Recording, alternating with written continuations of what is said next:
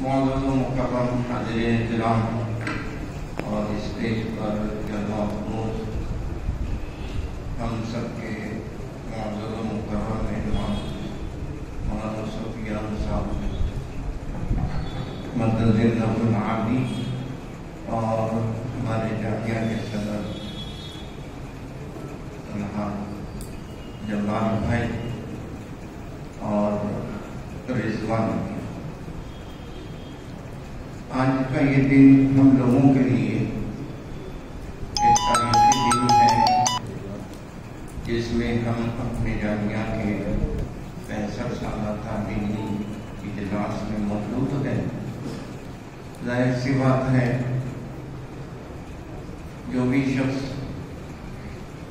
اپنے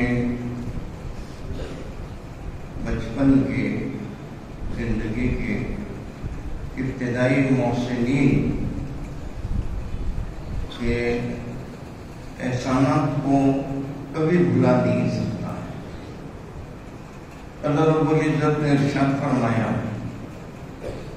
علمک ما لم تکن تعلم، ہم نے آپ کو سکھلایا وہ تمام چیزیں جو کہ آپ نہیں جانتے تھے۔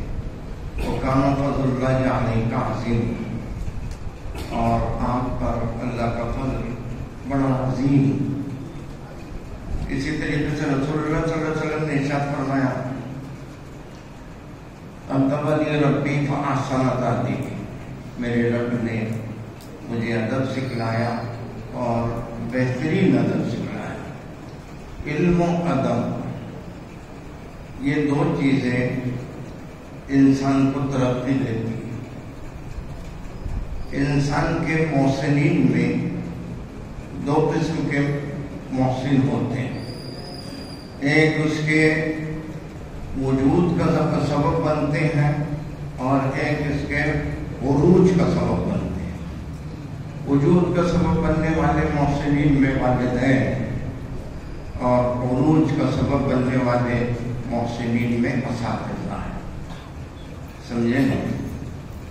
انسان ان دونوں محسنین کے احسان کا بدلہ چکا نہیں سکتا۔ ابتدائی سالوں میں جو احسانات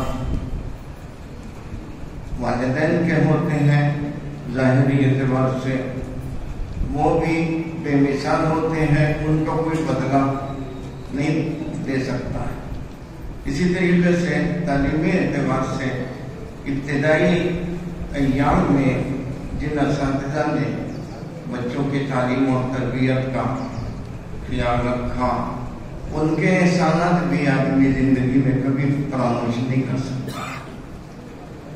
جامعہ اسلامیہ کاشف العلوم ہمارا مادر علمی، وہ ایام آج ہمارے سامنے تصوراتی اعتبار سے ہم جب اس میں تصورات میں کھو جاتے ہیں تو وہ ایام آج بھی ہمارے سامنے ایک سنہرا خواب کی طرح ہمیں نظر آتے ہیں کہ وہ عظیم اساتذہ جس میں حضرت مولانا ریاض الدین صاحب فاروقی، حضرت مولانا قاسم، مولانا معین الدین صاحب قاسمی، مولانا مجیب الدین صاحب قاسمی، اور اسی طریقے سے حضرت مولانا سید سمیع اللہ حسینی، اور اسی طریقے سے حضرت مولانا فاروق صاحب بھینسا کے، وہ یہاں سے جو ہے جانے کے بعد پاکستان چلے گئے تھے، وہیں ان کا انتقال ہوا۔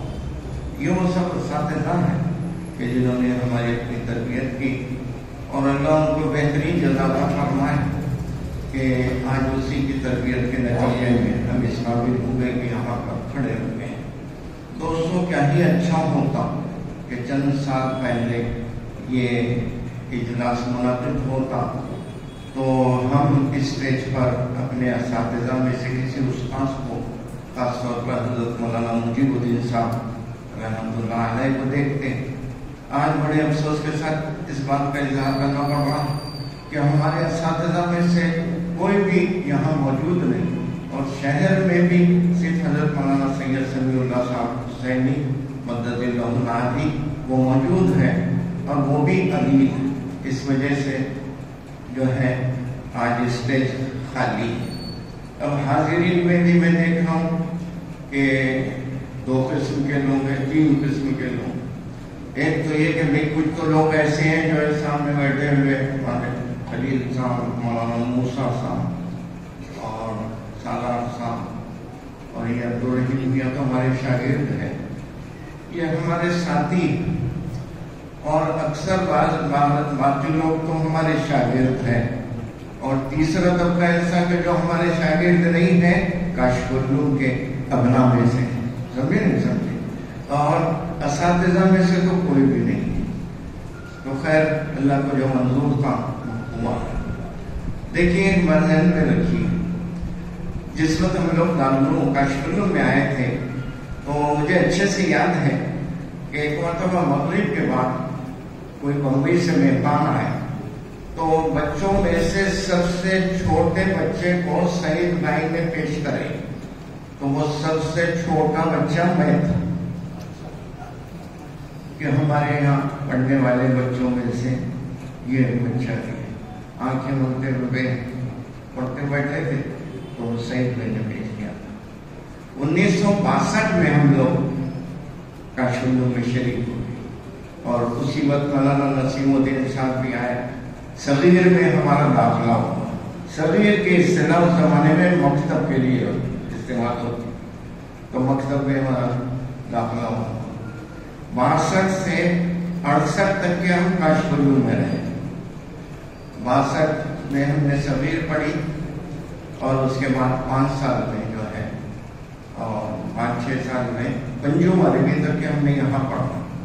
پنجم عربی پڑھنے کے بعد 68 میں دیوبند گیا اور ہمارے صدر اعظم صاحب حضرت مولانا سفیان صاحب مدد اللہ العالی, یہ تو قاسمی خاندان کے چشم و چراغ ہے اور یہ بہت لوگوں کے سبھی کے معزز و مکرم ہے.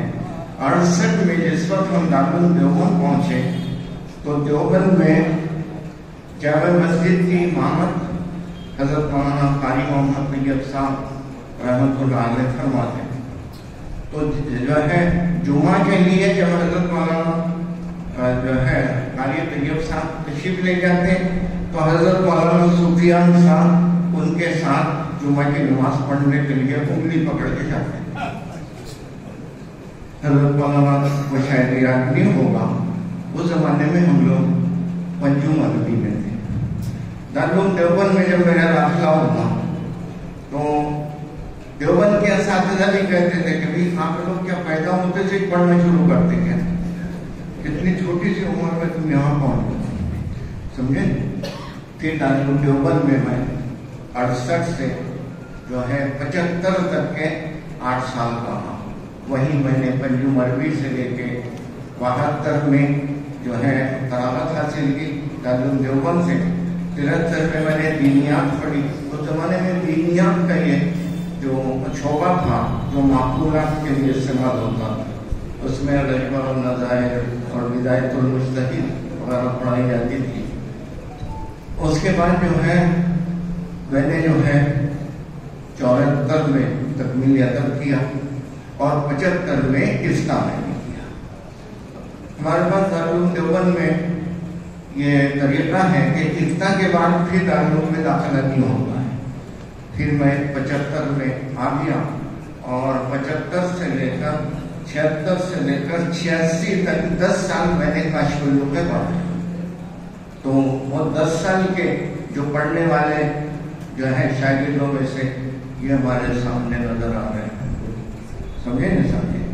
یہ 10 سال میں نے کاشف العلوم میں ایسے پڑھا ہے کہ مکتب سے لے کے دور حدیث تک کے بخاری شریف تک کے جو ہے میں نے یہاں پڑھائی. اس کے بعد 86 کے بعد میں نے جو ہے میں خانہ مسجد چلا گیا اور 86 سے لے کر اب یہ 37 سال سے اللہ کے فضل و کرم سے ہم اپنے ادارے دارالعلوم اورنگ آباد میں موجود ہیں.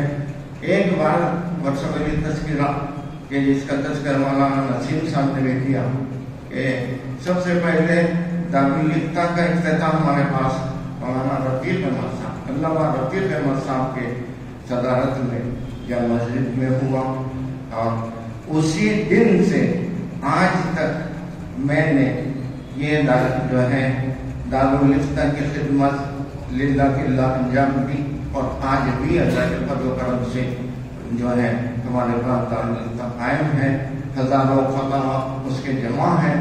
اور میں ہمارے اپنے شاگردوں کا جو ہے تذکرہ کروں گا، جس میں سے کئی لوگ آج نظر آ رہے کہ جس زمانے میں کاشمیر میں تھا، اس زمانے میں پتا ہوا کہ تحریر کرنے کا کوئی نظم نہیں تھا۔ جو استحقاق آتے تھے وہ میں خود اپنے طور پر جو ہے اپنے شاگردوں سے رجسٹر میں لکھواتا اور اس کا جواب لکھنے کے بعد میں جواب بھی لکھواتا۔ تو آج اللہ کے فضل و کرم سے وہ 10 رجسٹر جو کاشمیر کے زمانے کے ہیں وہ بھی محفوظ ہیں، اور اس کے بعد اتفاق سے میں جب وہاں جو ہے خانہ مسجد پہنچا تو وہاں بھی کوئی ایسا نظم نہیں تھا، تو وہ بھی فتح میرے پاس محفوظ ہے۔ اس کی پہلی جلد بہت جلد انشاءاللہ منظر عام پر آئے گی، آپ کے سامنے جو ہے وہ پیش کی جائے گی۔ تو خیر کہنے کا مقصد یہ کہ یہ ہمارا مادر علمی جامعہ اسلامیہ کاشمیر، ہمیں اس پر فخر ہے، اور مولانا میاں بنت مولانا نسیم صاحب نے کہ ہمارے مخالفین بہت عقل مند ہیں، مخالفین سے زیادہ ہمارے بزرگان دین زیادہ عقل مند ہیں، سمجھے نہیں سمجھے؟ اگر وہ مدارس کے سلسلے میں اور دینی مراکز کے سلسلے میں کچھ غلط اپنا مقصد رکھتے ہیں تو انہیں معلوم ہونا چاہیے کہ یہ مدارس ختم ہونے والی چیز نہیں، سمجھے نہیں سمجھے؟ اور اس کے پڑھنے پڑھانے والے اور ان سے تعلق رکھنے والے یہ تو ہمیشہ ہمارے ملک میں رہے، اور انہی کی وجہ سے ملک آزاد ہوا، اور انہی کی وجہ سے ملک آباد ہوا، اور انہی کی وجہ سے ملک برقرار رہے گا، اور اس کی نشت ثانیہ بھی انشاءاللہ ہم ہی لوگ انجام دیں گے۔ تو کوئی جو ہے مایوس ہونے کی ضرورت نہیں ہے، اللہ کے فضل و کرم سے یہ دینی ادارے چل رہے ہیں اور دن بدن ترقی کر رہے ہیں۔ آج بھی ہمارے اساتذہ گرامی قدر کا تصور ہم کرتے ہیں، ذرا تصور کیجیے اس زمانے میں ایسے حالات تھے، ہمارے اس زمانے کے سفرا میں جو ہے ایک ہاشمی صاحب تھے جن کے 2 بیٹے تھے، ایک شبیر علی صاحب اور ایک مظفر، شبیر اور مظفر، وہ دونوں بھی پڑھتے تھے۔ تو وہ ہاشمی صاحب صبح سے شام تک شہر میں گھومتے، 1 آنا 2 آنے 4 آنے، اگر کوئی 4 آنے دے دیتا تو بہت اس سے متاثر ہوتے، گھر میں سے 4 آنے اس زمانے میں، اور وہ دن بھر گھومنے کے بعد پیدل گھومتے، بوڑھے ہو گئے، شام میں آتے اور وہ چلر لا کے ریاضی کے پاس میں تھے، سمجھے نہیں سمجھے؟ دوستوں بڑے حالات سے یہ جامعہ آج آپ کو اتنا عمارتیں، پنکھے اور یہ جو ہے رونق نظر آ رہی ہے، اس کے اندر ہمارے مخلص اساتذہ کی محنت کو پڑھتا ہے۔ مولانا سعید خان صاحب رحمۃ اللہ علیہ، مولانا ریاض الدین صاحب فاروقی، یہ وہ لوگ ہیں کہ جن کے دن اور رات اس میں سر۔ مولانا سعید خان صاحب اللہ والے تھے، اور کوئی رکھنا تھا ان کی طبیعت میں نہیں تھا، پٹھان آدمی تھے جو ہے، لیکن اللہ سے بہت خصوصی تعلق تھا۔ 20 پارے یومیہ پڑھنے کا ان کا معمول تھا، روزانہ 20 پارے پڑھتے تھے، بہت اللہ سے خصوصی تعلق۔ قلب میں ایسی رقت تھی کہ اگر ان سے دعا کے لیے کہا جاتا تو پہلی فرصت میں آنکھوں سے آنسو جاری ہونا شروع ہو جاتا۔ بہت اللہ والے ہم سے بہت ہی زیادہ قرب تھا۔ دارالعلوم دیوبند سے ہم جو ہے جب فارغ ہو گیا ہے تو بعض مسائل میں اختلاف ہوتا، ریاض الدین صاحب فاروقی سے اور ان سے، وہ اس بھی آپ کو بلاؤ، وہ اس بھی آپ کو بلاؤ، اب مجھے بلایا جاتا اور مجھ سے پوچھتے مسئلہ کیا ہے۔ 1-2 مرتبہ میں نے سادگی میں بتلا دیا، بعد میں پتہ چلا کہ وہ مسئلہ معلوم کرنے کے بعد پھر وہاں جا کر مجھ سب کے سامنے جو ہے اپنی جیت کے طور پر اس کو ذکر کرتے ہیں۔ تو پھر میں نے بڑا احتیاط برتنا شروع کیا کہ انہوں نے کوئی بھی مسئلہ پوچھا تو میں نے کہا شاید کوئی ابھی ذرا تحقیق کر کے آتا ہوں پھر بتاتا ہوں۔ تو کہنے کا مقصد یہ کہ جب بھی کوئی بھی مسئلے کی ضرورت پیش آتی فوری جو ہے تحقیق کر لیتے تھے. بعض مسائل میں اختلاف میں ہوگا، جیسے ایصال ثواب کے سلسلے میں ان کا اپنا مسئلہ یہ تھا کہ بھئی یہ ایصال ثواب جائز ہے اور یہ بچوں کو کیوں روک دے. تو میں نے اپنے زمانے میں کشف النور میں جو سلسلہ تھا کہ بھئی بچوں کو کہیں بھی ختم قرآن کے لیے بھیجتے تھے، میں نے بڑی سختی سے منع کر دی. میں نے کہا نہیں، کشف النور کے بچے بالکل نہیں جائیں گے. اور اس زمانے سے اللہ کے فضل و کرم سے یہ جو ہے سنت جاری ہو گئی اور اب بھی شاید کہیں جاتے بھی ہوں گے. تو خیر اس میں ان کا اختلاف وہ یہ کہتے تھے کہ بھئی، تو کہنے کا مقصد یہ کہ ان اللہ والوں کی مخلصانہ محنتوں کی وجہ سے آج یہ ادارہ ہم کو ایسا نظر آتا ہے. ذہن میں رکھیے، جتنے بھی تعلیمی ادارے ہوں، تنظیمیں ہوں، جماعتیں ہوں، ان کی اپنی ترقی اور ان کا اپنا آگے کو بڑھنا یہ ان کے بانیین کے اخلاص پر. اور ظاہر سی بات ہے، اب اسلام کو دیکھیے، خانہ کعبہ کو دیکھیے، قرآن ذکر کرتا ہے ان کا یذکروا وَيَرْفَعُ إِبْرَاهِيمُ الْقَوَاعِدَ مِنَ الْبَيْتِ وَإِسْمَاعِیلُ رَبَّنَا تَقَبَّلْ مِنَّا إِنَّکَ أَنتَ السَّمِیعُ الْعَلِیمُ کہ بنائے کعبہ کے وقت حضرت ابراہیم اور حضرت اسماعیل کہ آج خانہ کعبہ کو ہزاروں لاکھوں کروڑوں لوگ جو رہنے والے لوگ ہیں ان کے اخلاص پر.